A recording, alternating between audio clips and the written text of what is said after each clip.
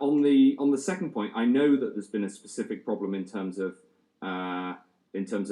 flare-ups and in terms of the number of cases, particularly in Barrow-in-Furness. And I've been talking to the local MP about this, who's doing a brilliant job in bringing matters to my attention locally. And the short answer is yes, we will have local lockdowns in future where there are flare-ups.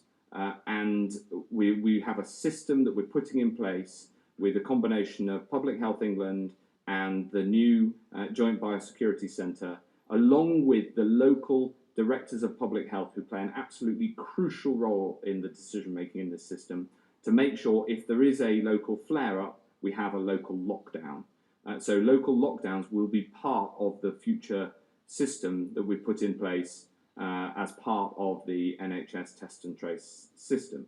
And that's the short answer. Professor Newton can give you the long answer. Well, it's a pretty good answer. I think the your question is a really good one because it emphasises the fact that whatever measures we put in place have to work everywhere in the country, and all different areas will have their own different considerations. The Lake District is a very special place. It has a lot of visitors, has a lot of open spaces, and it's difficult to reach parts of it. But other parts of the country have different challenges.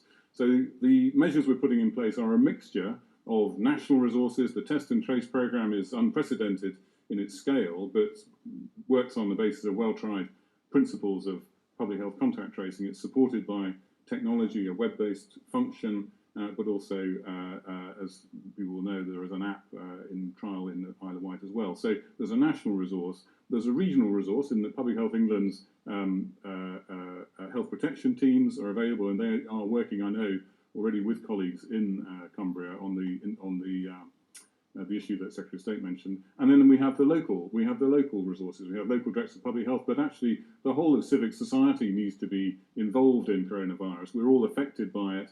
And in fact, many different organisations will be involved in helping us to respond to it, whether that's in local councils who help with infection control, but also in supporting people who might be self-isolating, and many other local businesses who will need to use social distancing to prevent infection, but also to respond when their employees are asked to self-isolate and support them. So it is a whole country effort. It has a national component, but it has a very important local component as well, which needs to reflect the things that you described, the special characteristics of different parts of the country. Thank you. Thanks very much. Was Professor Newton's answer good enough for you? Thanks very much indeed. That concludes the coronavirus daily briefing. Thanks.